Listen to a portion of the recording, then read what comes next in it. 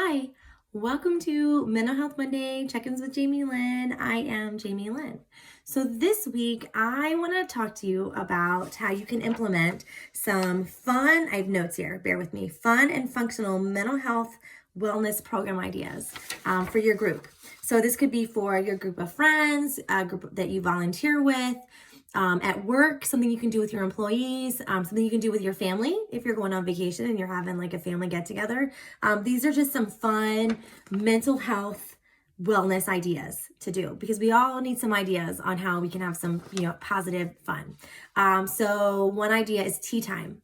I know it sounds crazy, but I'm a reader. I've not gotten into the Bridgerton series. I just know that it's an English series.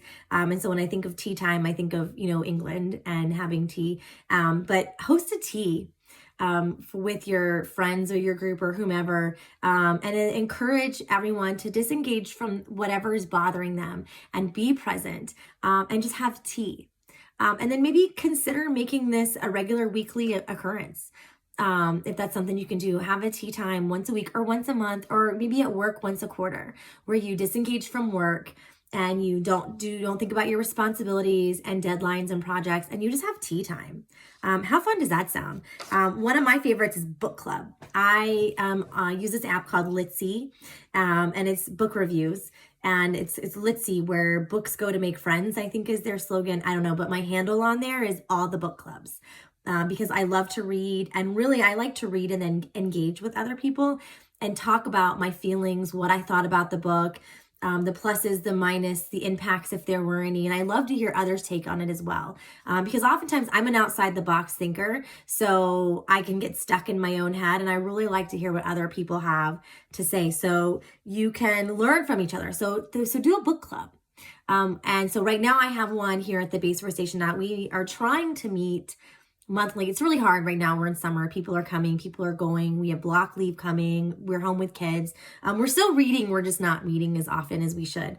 But think of starting a book club.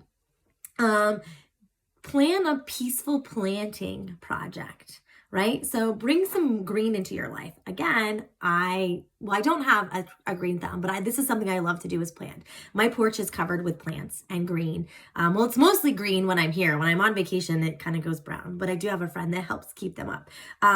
But plan an intentional planting project with your friends or your group, or again, whatever it is. Go to your local home improvement store or a nursery, pick out some things, get together and pot. Repot your plants and prune them together and make plans. And whether it's, flowers, house plants, food, vegetables, get together and plant. That sounds so old fashioned, but I love to just put on my gloves and sit on the front porch. And it's funny, my next door neighbor's 7-year-old, he loves to come out and help me plant my stuff. And we just have some of the most random conversations, with a 7-year-old. But it's just a really grounding exercise for me to do. So think about doing that with your group. That's a really fun wellness thing that you can do to promote positive mental health. Painting party, not just paint and sip, although those are fun, but do a painting party. I know for Christmas last year, the Spouses Club here, we did a painting project. Because of COVID, we couldn't get together. So we found a local artist who was willing to do a tutorial. So she created a video that we could watch on our own time. And so what I ended up doing is I purchased several of the kits from the club and took them home. I went home for Christmas and I did them with my mom, my sister, and then my daughter and my niece did it as well. And so we all sat out back, we covered the tables with newspaper, and then we watched this how-to video and we painted. And it's fun. It was relaxing. We were fun, we were silly. And then it's also fun to see kind of how things turn out, because everyone has different perspectives and points of views, especially from the adults to the kids table. We're all following the same tutorial, but we all have different outcomes. And it's a nice, relaxing thing that you can do with your group, with your people. And even at work, plan a painting party. It's so fun.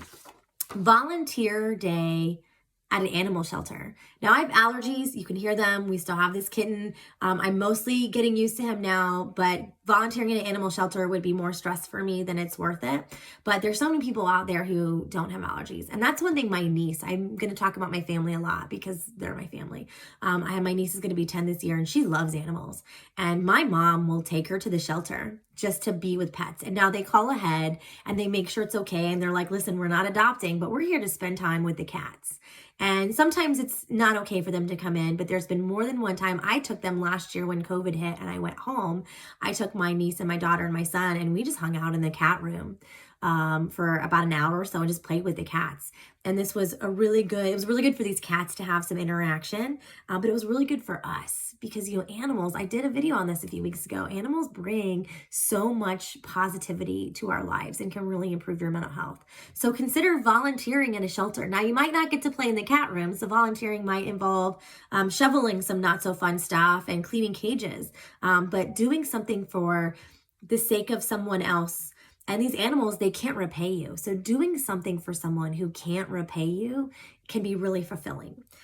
So look at doing that. Maybe do some yoga. Find a place to go do yoga with your group, or find someone that you know that teaches yoga and can come and just do a group yoga thing. I know when we were leaving Washington, the acrobat yoga stuff was really becoming a thing. We don't have a place in Louisiana for that, but that sounds fun.